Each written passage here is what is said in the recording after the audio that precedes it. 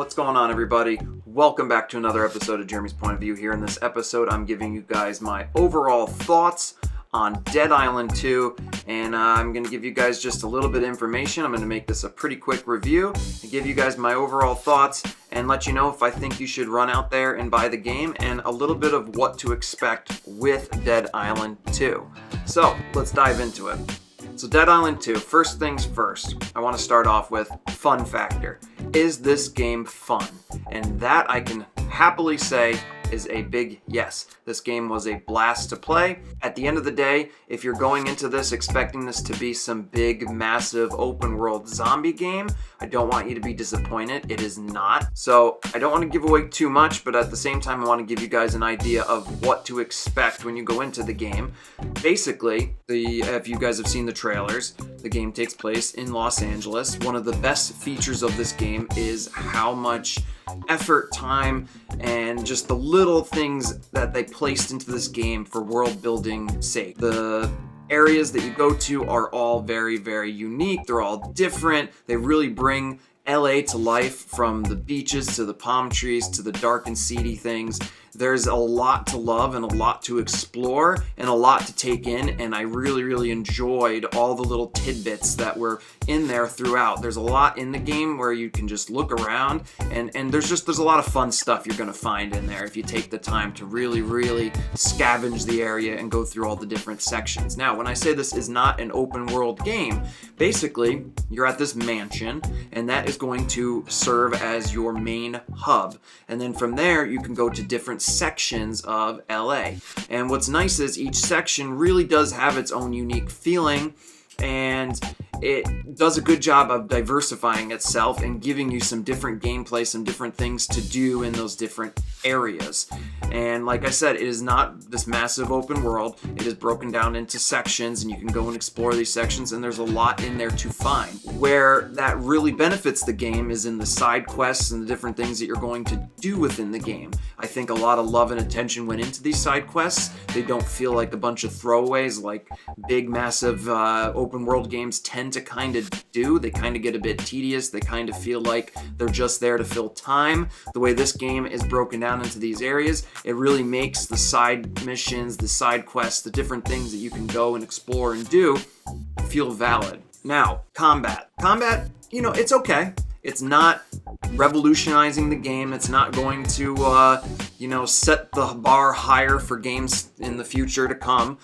But it's a lot of fun, and where it's a lot of fun is in the gore and the dismemberment features, the way you're able to dismember and slaughter zombies. If you're going into this game and you're somebody that enjoyed Dead Island, this is definitely a step up from Dead Island. When the gore, the dismemberment, it's a lot of fun to hack and slash and do all these different things with the zombies. That is definitely what makes the combat kind of a step above where it could be. Now, yes, it's typical hack and slash. It's not the best, but it's not the worst by any means. You can have a lot of fun with it. As far as the co-op, I have not had a chance to play the co-op feature in the game, but based on, just playing it single player, I can imagine it's going to be a blast for you guys to go out there, play with a friend, and hack and slash your way through a ton of zombies. One of the best features, especially when you're facing boss battles, things like that, is you'll get to the end of like these different battles against these like I said, bosses, zombies, things like that, and you can hack limbs off, you can hack pieces of flesh off. I mean, it's a lot of fun, and it never really got old to me throughout the gameplay. I can imagine for some, that might not be enough to suffice when it comes to withstanding and playing this game for a long, long time, but if you go into this with the expectations of knowing what you're going to get, I think this game is a lot of fun, and it'll be a lot of enjoyment. If this sounds like something that would be up your alley and you'd have a blast with a friend with, great. Go out and purchase the game. At the same time, this could be a game where you want to wait for it to be on sale. That would probably be my personal opinion. As much as I love zombie games and I loved playing this game and it was a lot of fun, I still think it would be something that consciously I would probably wait for a sale. But it really just goes into what your expectations are and where you're at when it comes to what you're expecting to get out of Dead Island 2.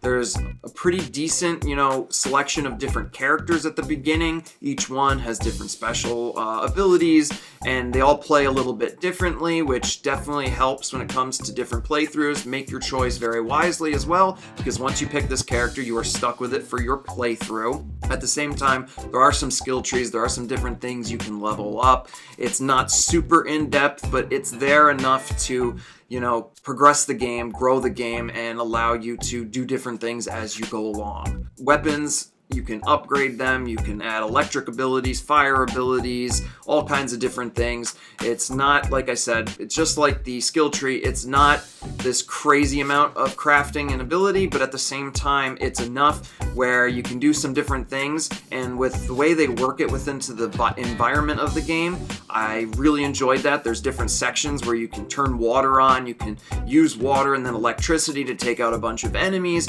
There is a lot within the game, if you look for it, that helps change up how you're going to approach different scenarios, different hordes of zombies, things of that nature. So yeah, guys, I just wanted to give you guys my overall thoughts from a bit of my playthrough, give you guys an idea of what I thought of the game overall, and yeah, I had a lot of fun playing it, and I look forward to playing it more when it does come out at the end of the week. So you guys, if you guys think it's something you would be interested in, then go on out and play it. But yeah, if you've played it, let me know in the comment section below what you thought about it. And are you planning on getting Dead Island 2? Let me know overall. Were you a fan of Dead Island? Are you a fan of the Dying Light games? I was always a big fan of the first Dying Light, and I enjoyed Dying Light 2. So I love me some zombie games. But once again, hit that like button. Please subscribe to the channel. It helps it continue to grow. And I will see you guys on the next episode of Jeremy's Point of View. Until next time, peace.